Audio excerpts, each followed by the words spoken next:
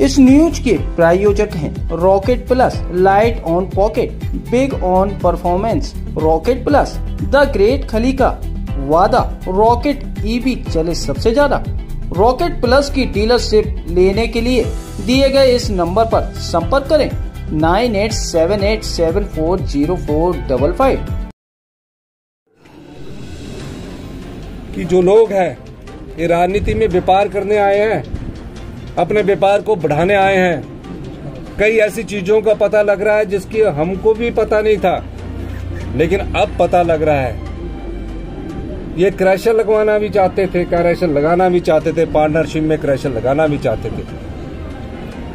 पूरी खड्डे खाली कर दी, पुंग, सुकर और भी कई क्रैशर लगाना चाह रहे थे।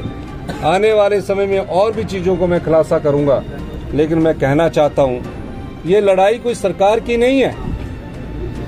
ये लड़ाई उस चीज के लिए है जिस चीज के लिए हिमाचल की जनता जानी जाती है। हिमाचल की भोली वाली जनता बुराई का अंत करने के लिए जानी जाती है, बेईमानों का अंत करने के लिए जानी जाती है, भ्रष्टाचारियों का अंत करने के लिए जानी जाती है।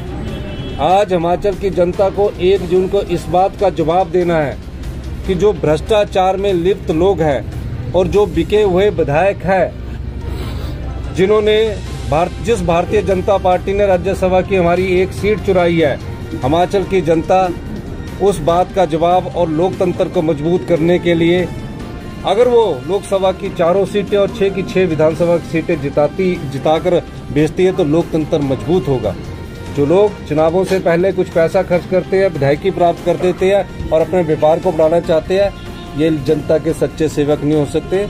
मैं दावे के साथ कह सकता हूँ कि हमारी सरकार ने जब दूसरा बजट प्रस्तुत किया, उसमें पहले बजट में मैंने अनाथ बच्चों के लिए योजना लाई, दूसरे बजट में मैंने विधवाओं और महिलाओं के लिए योजना लाई।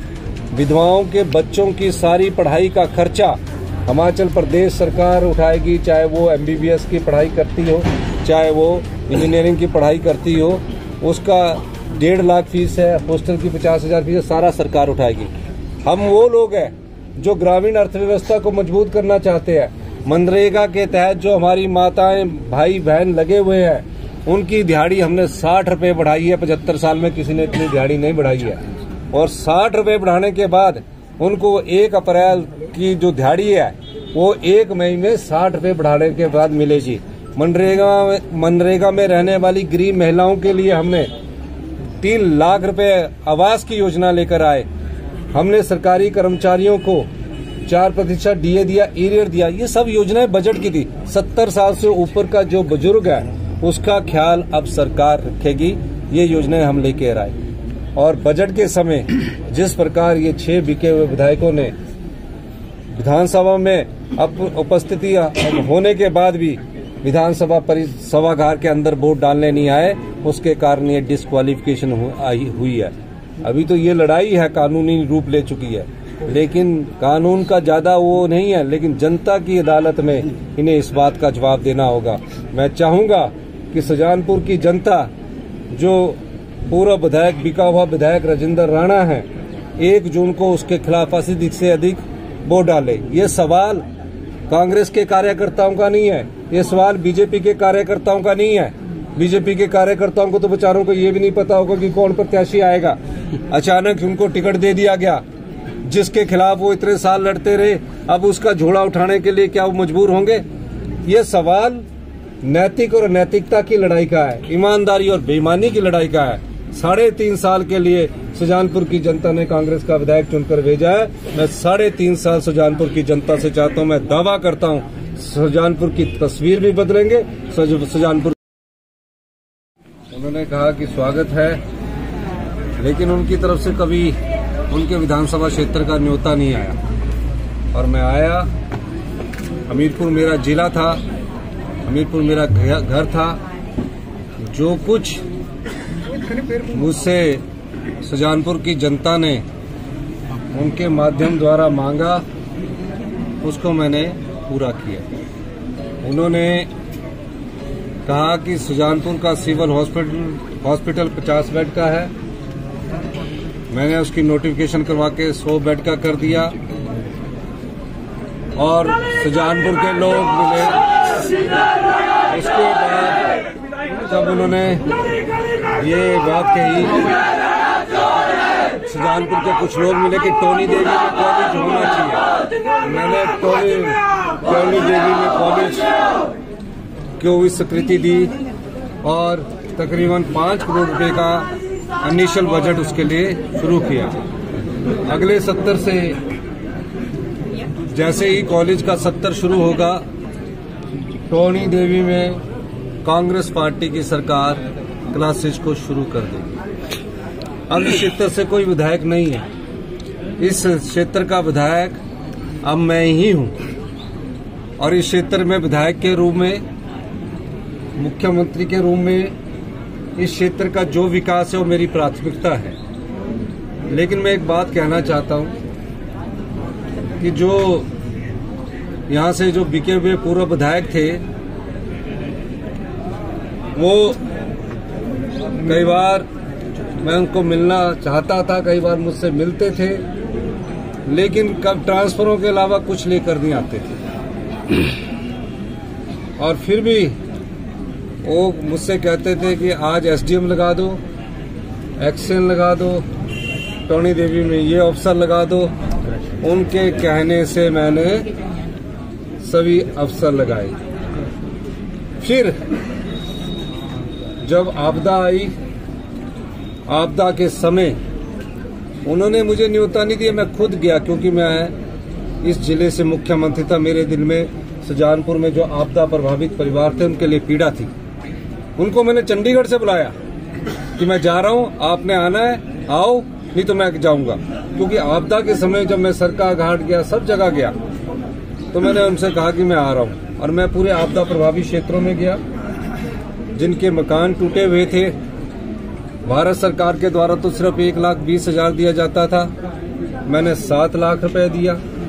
जिनको 5,000 रुपए मकान के आंशिक रूप से खराब होने के कारण दिए जाते थे, नष्ट होने के कारण दिए जाते आंशिक रूप से, मैंने 5,000 से बढ़ाकर 20 गुना 1 लाख रुपया किया। और जो कुछ मेरे से हुआ मैंने इसके लिए किया। फिर मैं जब 15 अप्रैल को गया तो मैंने घोषणा की कि धर्मपुर, ये जो संधोल को हमारा रोड जो सुजानपुर से जाता है, इसके लिए मैंने 10 करोड़ रुपए की घोषणा की है। और सुजानपुर से जो धर्मपुर रोड है, कोड ऑफ कंडक्ट लगने से पहले मैंने उसको डबल लेन का बनाने का निर्णय किया।